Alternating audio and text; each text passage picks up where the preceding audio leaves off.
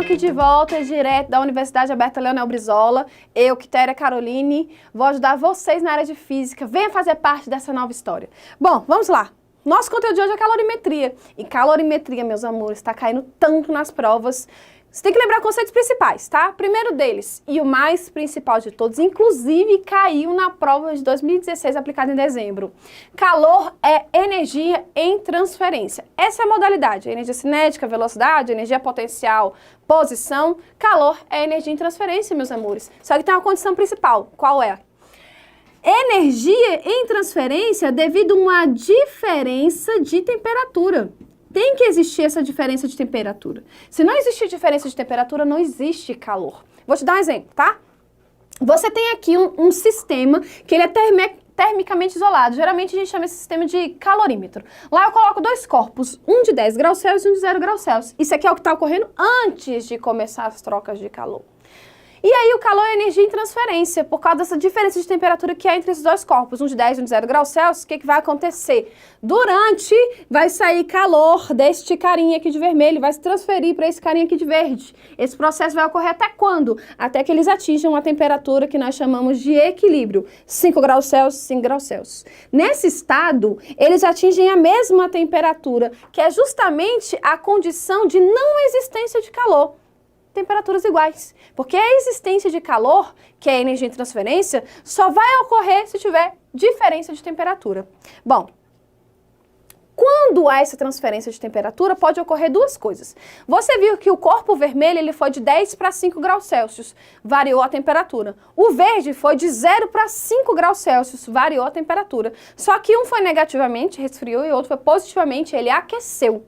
Então pode ocorrer alguns fenômenos como variação de temperatura ou até mudança de estado físico da matéria. É o que nós chamamos de duas consequências, variação de temperatura ou mudança de estado físico da matéria. Toda vez que for variação de temperatura, nós chamamos esse calor de calor sensível. É porque é extremamente sensível, ocorre só de tocar.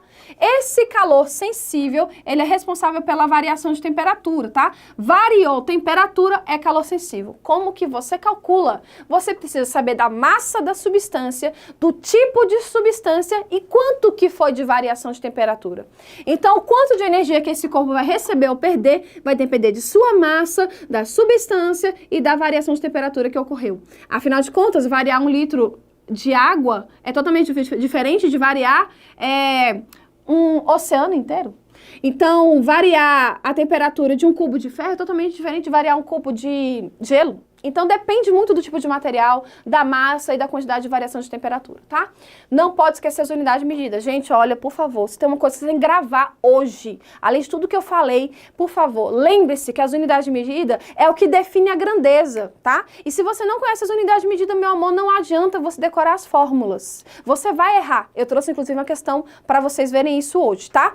Quais são as unidades de medida? Calor, seja ele sensível ou o próximo que nós vamos ver latente, vai ser energia, que é calor, as unidades são possíveis, são joule ou caloria. A massa, quilograma ou grama. A variação de temperatura, que vai ser final menos inicial, nunca troque essa ordem, pode ser em graus Celsius, grau Fahrenheit ou Kelvin.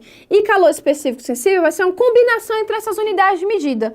Por exemplo, unidade de medida mais usada, caloria, grama e grau Celsius. Então, esse Czinho, que é o que depende da substância, pode ser em caloria por grama, grau Celsius. Mas eu posso pegar joule por quilograma, grau Celsius? Posso.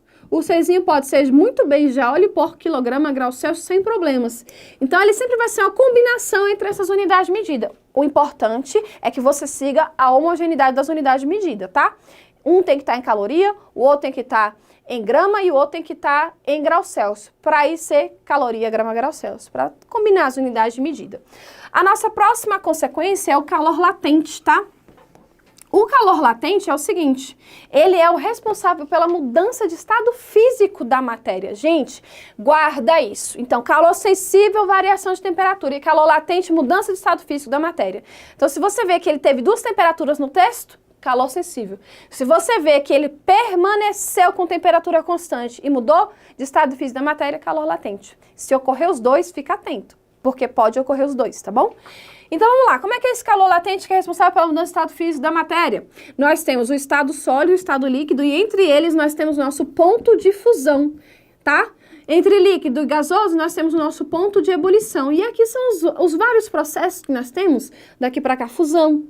Daqui para cá, vaporização. Daqui para cá, condensação, solidificação. E sempre pulando o estado físico líquido, ou seja, saindo de sólido para gás e saindo de gás direto para sólido, pulou o estado líquido é sublimação.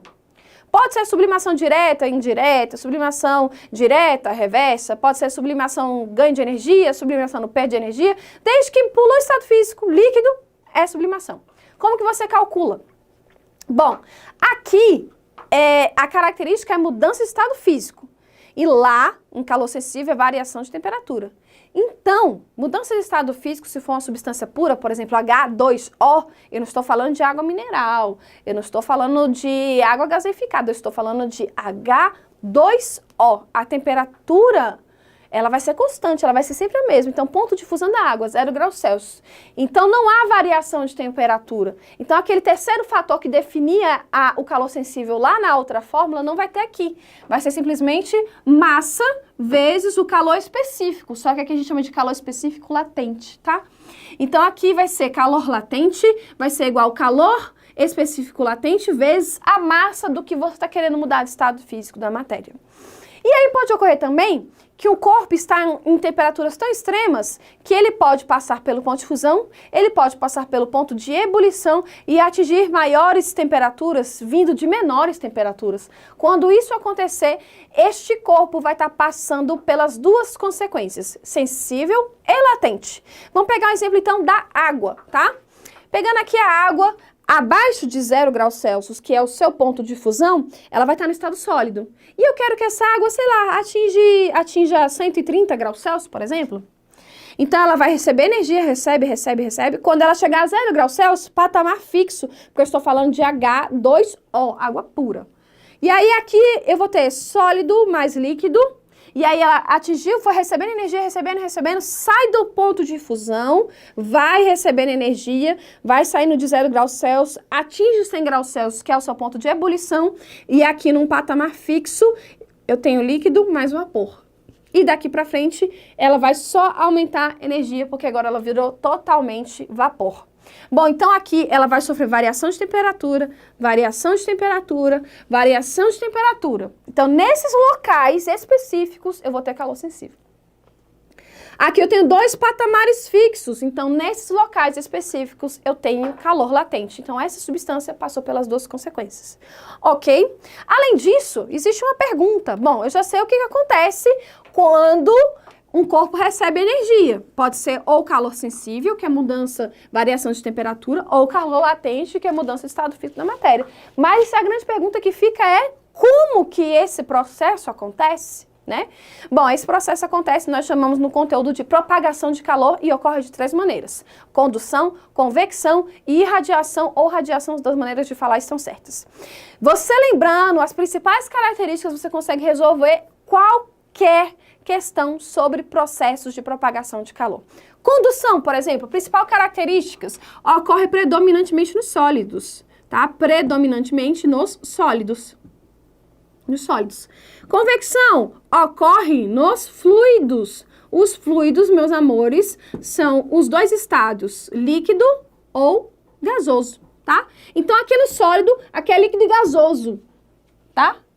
Se isso é processo de calor, né, processo de propagação de calor, como é que o planeta ia se aquecer se entre aqui o planeta e a nossa fonte térmica, que é o Sol, não tem nada, não tem matéria, porque é sólido matéria, líquido matéria, gás matéria, e entre o planeta e o Sol não tem matéria, como é que esse calor lá da nossa fonte térmica ia chegar aqui? Bom, graças a Deus, existe a propagação de calor por irradiação. Quais são suas características? Isso aqui vai ser uma onda eletromagnética na faixa do infravermelho, tá? É na faixa do infravermelho, porque você tem que saber que nós temos vários tipos de ondas eletromagnéticas, micro-ondas, FM, AM, mas é na faixa do infravermelho, tá? Se é onda eletromagnética, você deve saber que nós temos 2 tipos de ondas, ondas mecânicas, meio material para se propagar, E já as ondas eletromagnéticas não precisam de meio material para se propagar, ou seja, elas se propagam no vácuo, né? Vácuo, marido da vaca, não, tô brincando. Mas significa que é assim que chega o calor no nosso planeta. Ótimo. Só mais uma coisinha. Você já sabe que um é no sólido, a outra é nos líquidos e nos gases, e a outra se propaga no vácuo. Edevaldo aqui, o meu funcionário, nosso colega aqui, já está quase dormindo com a aula de física, mas você não vai dormir. Então continua. Eu tô brincando, Edevaldo. Então, aqui nós temos sólido, líquido, gasoso e no vácuo. Só falta uma coisinha que eu quero dizer. Aqui, as partículas estão extremamente ligadas, porque é sólido, tá bem juntinho. Então, como que vai ocorrer a propagação de calor? A molécula praticamente fica no seu lugar e a energia, ela vai ser vibração. Ela vai passar nas ligações intermoleculares. Então, aqui eu tenho uma ligação intermolecular ligada a uma outra molécula. Aí eu recebo energia, eu começo a vibrar. E aí é quando essa ligação intermolecular dilata, e é por isso que você tem a dilatação dos sólidos, que é um outro conteúdo que você já deve estar estudando. Então, não há movimentação de matéria. Já aqui, que é fluidos, nós estamos falando de gases e líquidos, a ligação intermolecular já é fraca. Então, a matéria já se mexe, já há movimentação de matéria. Então, por exemplo, aqui, ó, se eu colocar uma água no recipiente, e aqui vamos fingir que aqui é um foguinho, uma fonte térmica, e aqui eu tenho água. Essa parcela de água mais próxima à fonte está quente, mais quente, e a que está mais longe está mais fria, tá? É lógico que se você pegar um termômetro e colocar lá dentro, você não vai conseguir medir essa diferença. Mas pela água fria ser mais densa, ela vai descer. E a água quente, por ser menos densa, ela vai subir. E aí, quando a água quente sobe, ela passa a ficar mais longe, então ela vai ser água fria. E a água fria, quando desce, ela vai estar mais próxima da fonte, então ela fica quente. Então, esse movimento, ele vai continuar, e continua, até que você desligue a fonte e esse líquido entre em equilíbrio térmico com o meio. Aí é quando isso para. Isso a gente chama de onda de convecção, movimento de matéria. Então, aqui é sólido, não há movimento de matéria. Aqui é fluidos, há movimento de matéria. E aqui se propaga no vácuo, por ser onda eletromagnética, na faixa do infravermelho. E fizemos um grande resumo sobre calorimetria. Não deixe de assistir o outro vídeo de calorimetria que está nesse mesmo canal da Universidade Aberta Leonel Brizola. Vamos para as questões. Nossa, eu falo demais, né? Vamos, ó, essa aqui é a questão de cálculo, eu vou deixar ela para o final, tá? Então, vamos para a próxima. A nossa primeira questãozinha é uma questão teórica, tá? Do Enem desse ano, do ano de 2016, desculpe, não é esse ano, do Enem de 2016. Se eu não me engano, foi na segunda aplicação de dezembro, vamos dar uma olhadinha nela. Para a instalação de um aparelho de ar-condicionado, é sugerido que ele seja colocado na parte superior da parede do cômodo, pois a maioria dos fluidos, gases e líquidos, quando aquecidos, sofrem a expansão, tendo sua densidade diminuída. Ele fica mais levinho. E sofrendo um deslocamento ascendente, a densidade diminui, ele fica mais leve, então ele consegue subir. Por sua vez, quando são resfriados, tornam-se mais densos, tendo um deslocamento descendente. Então, ele fica mais leve, sobe, fica mais frio, ele fica mais pesado, desce. Então, ascendente e descendente. O que você está vendo? Movimento de matéria. A sugestão apresentada no texto minimiza o consumo de energia, por quê? Letra A, diminui a umidade do ar. Letra B, aumenta a taxa de condução. Torna mais fácil o escoamento da água para fora do cômodo. O que tem a ver? Facilita a circulação, movimentação de correntes de ar frio e quente dentro do cômodo. Então, a nossa resposta seria a letra D, justamente por causa do movimento de partículas. A próxima questão também é teórica, vamos dar uma olhadinha nela. Também é do ano de 2016, se eu não me engano, também é da segunda aplicação. Essas duas, se eu não me engano, são do caderno amarelo, tá? Então, é só você olhar a numeração se você consegue achar as questões. Então, vamos lá. Nos dias frios é comum ouvir expressões como essa roupa é quentinha ou fecha a porta para o frio não entrar. As expressões de senso comum, tá? Uma das habilidades cobradas no Enem é você saber diferenciar senso comum de senso científico. Utilizadas estão em desacordo com o conceito de calor termodinâmico, ó, senso comum versus senso científico. A roupa não é quentinha, muito menos o frio entra pela janela. A utilização das expressões roupa é quentinha e frio não entra pela janela é inadequada, pois, na verdade, a gente já sabe que isso não existe, não é isso que acontece. O que acontece é o calor se transferir de um ponto que tem maior temperatura para um ponto que tem menor temperatura. É isso que acontece. A roupa absorve a temperatura do corpo. O frio não entra pela janela porque o calor é que sai. Gente, olha só, a roupa absorve a temperatura? Nada a ver, né? A roupa não fornece calor por ser um isolante térmico. E o frio não entra pela janela, pois a temperatura da sala é que sai. A temperatura da sala que sai? Tá bom. A roupa não é uma fonte de temperatura. E o frio não pode entrar pela janela, pois o calor está contido. Gente, essa palavra contida significa que o calor está parado. E a gente sabe que o calor, na verdade, está em movimento, ele está transitando, ele está em transferência. Então não tem nada a ver, esse contido matou tudo. Letra D, o calor não está contido. Ah, eu gostei mais. Num corpo, sendo uma forma de energia em trânsito. Ah, eu adorei. De um corpo de maior temperatura para um corpo de menor temperatura. Gente, é a definição de calor. Conceito básico, isso você não pode errar. Esse é o primeiro degrau de calorimetria, para você chegar nos últimos. Então, nossa resposta é a letra D. Tá perfeito. Agora, a nossa última questão de cálculo, né? Que a gente não pode deixar os cálculos para trás. São os cálculos que dão as nossas pontuações legais, né? Você tem aquele prazer. São as melhores questões, né, de cálculo. Vamos lá, então, para a nossa questão de cálculo, também da prova de 2016, questão número 65 do caderno amarelo, se não me engano também é da segunda aplicação. Num dia que a temperatura ambiente é de 37 graus Celsius, você vai parar, respirar e anotar todos os dados numéricos. Então, vamos lá, vou anotar aqui no cantinho, tá? Então, a temperatura aqui vai ser de 37 graus Celsius. Uma pessoa com essa mesma temperatura corporal repousa à sombra. Para regular sua temperatura corporal e mantê-la constante, a pessoa libera calor através da evaporação do suor. Considere que a potência necessária para manter o seu metabolismo é de 120 watts. Então, é como se fosse a potência total, né? Para manter o metabolismo. Então, vou colocar assim, ó, potência total para manter o metabolismo 120 watts. E que nessas condições, 20% dessa energia é dissipada. Então, aqui, eu vou colocar aqui, ó, nessas condições, 20% que é o que é dissipado. Cuja o calor da vaporização é igual ao da água. Então, aqui eu tenho mais um dado, calor de vaporização, 540 calorias por grama. Utilize fator de conversão, uma caloria equivale a 4 joules. Ai, que legal, que quando o número quebrado é tão ruim para dividir, né? Então, colocando 4 inteirinho fica show. Após 2 horas, então aqui o nosso tempo é de 2 horas. Após 2 horas, nessa situação, que quantidade de água? Quantidade de água, então aqui o nosso dado pergunta é qual é a massa de água que essa pessoa deve ingerir para repor a perda de transpiração. Caraca, questão safadinha, tá? Vamos para a resolução, porque ela é muito danadinha. Então, ela tem pegas. E se você cair nesses pegas, você pode marcar alternativas que aparecem, tá? 2 alternativas aparecem. Que eu pensei, pode ter as outras 2, né? Porque são 5. Uma é certa, eu encontrei 2 erradas que podem ser encontradas. Então, tem outras 2 que você também pode encontrar, não sei. Vamos lá, primeiro jeito errado, tá? Primeiro jeito errado. Se você pensar errado, ó, tá tão errado que eu escrevi errado, né?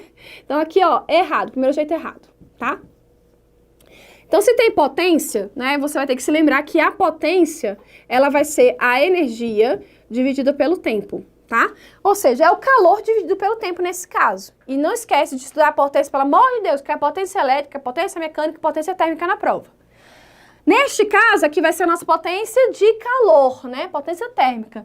E aqui, ó, tá tendo vaporização. Então, é calor latente. E ele deu 37 graus Celsius. Não teve variação de temperatura, é 37. Então, se não teve variação de temperatura, não tem calor sensível. Então, só tem calor latente aí. Então, aqui, ó, é o nosso calor latente. Então, a potência vai ser o nosso calor latente, que é massa vezes calor latente, dividido pelo tempo. Eu quero achar a massa, vou então isolar essa massa, vou passar essa potência para cá, esse tempo para cá. Então, potência vezes o tempo.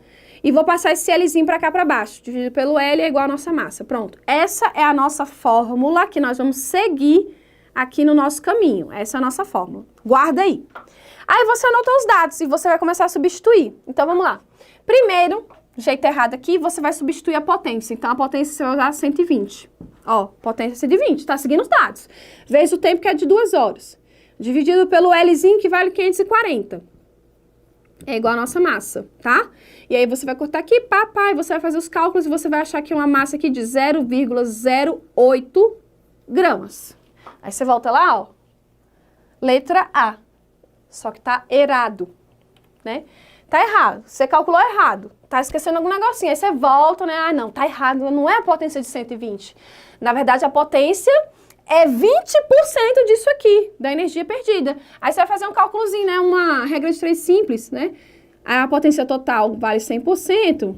Então, quanto é que vale 20% dessa potência aqui? Né? X. Você vai achar que a potência utilizada aqui é de 24 watts. Aí você, agora eu vou substituir certo. Para não confundir aqui, vou colocar de azul, tá? Você vai colocar 24, que é a minha potência que eu vou utilizar, vezes o tempo aqui de 2 horas, dividido por 540, ó, o que vai dar? A minha massa. Então, a minha massa aqui, quando você faz isso, vai dar 0,44. Aí você volta lá na questão. É a letra B. E você errou de novo. O que tá faltando? Gente, tá faltando o seguinte que eu falei pra vocês. Física, você precisa... Não adianta você decorar a forma, você precisa conhecer as grandezas. Tá faltando você trabalhar as unidades de medida. Olha, segue esse conselho, irmão, pega essa bênção. Porque vai cair, toda a prova cai. Você tem que conhecer as unidades de medida, você tem que saber trabalhar as unidades de medida. Não adianta decorar a fórmula. Vamos fazer do jeito certo, então? Essa aqui é a nossa fórmula. Eu só vou apagar esses jeitos errados aqui, ó. Realmente a potência é de 24, só que, olha só, número de azul, unidade de vermelho. 24, aí, ó, joules por segundo, porque você sabe que o watt, na verdade, vale joule por segundo, né? Unidade do Sistema Internacional. Vezes o nosso tempo aqui, que é de 2 horas, ó. 2 horas. Pronto. Dividido pelo Lzinho, que é 540, olha a unidade, calorias por grama. Isso vai ter que ser igual à nossa massa, ok. Gente, se as alternativas estão em gramas, significa que no seu cálculo só pode sobrar grama. Agora me explica, como é que você vai fazer isso se você não fizer nenhuma transformação de unidade? Aqui, ó, hora e segundo são as unidades da grandeza tempo. Só que são unidades diferentes, não dá para cortar. Joule e caloria são unidades da grandeza energia, mas são diferentes, não dá para cortar. Então você tem que transformar. Não é à toa que ele deu esse fator de conversão aqui. De caloria para joule, você multiplica por 4. De joule para caloria, você divide por 4. Então, olha só o que eu vou fazer. Vou pegar esse 24 aqui e dividir por 4. Então, vai ficar assim, ó. 24 dividido por 4 para poder gerar a unidade caloria. Beleza. Caloria por segundo. Além disso, ainda tem um detalhe. Agora eu consegui transformar. Transformei o joule em caloria. Falta essas 2 horas aqui se tornar em segundo para poder conseguir cortar. Então, vai ficar 2 vezes as transformações. 60 vezes 60, né? Para poder transformar em segundo. Tudo isso dividido ainda pelo meu Lzinho, que tá 540 calorias por grama. Isso é igual à minha massa. Olha só, ó, ó. Corto segundo com segundo, caloria com caloria. Oh, sobra só a unidade de medida do que tu tava procurando. Então agora tá certo, só não me vai errar na matemática, tá? Vou cortar 24 por 4, esse 0 vou cortar com esse 0 aqui. Aqui dá até para dar um simplificado, ó. 4 é 2 vezes 2, vou cortar esse 2 com esse 2 aqui. Faço os meus cálculos e você vai achar que a massa são inimagináveis 80 gramas. Olha só. Voltando aqui para nossa questão, 0,08, 0,44, 1,3 e 1,8. Se uma pessoa for chutar, olha só, seriam números menores. Ela nunca ia chutar em 80 gramas, mas a resposta é 80 gramas. Cuidado com os peguinhos. Para finalizar essa aula, eu só quero mostrar para vocês que você tem que estudar o seu edital, o edital do Enem, por causa das competências e habilidades. Nesse conteúdo, que é um conteúdo que está caindo bastante, a gente está estudando aí a competência 6, tá? Que é para você apropriar conhecimentos da física, para você caracterizar causas ou efeitos de movimentos de partículas ou substâncias, que é o que a gente está vendo agora. E a habilidade 21, que são as leis da física, para você entender os contextos da termodinâmica, tá? São as habilidades que caíram nessas questões. Gente, muito obrigada, um beijo e até a próxima aula. Tchau, tchau!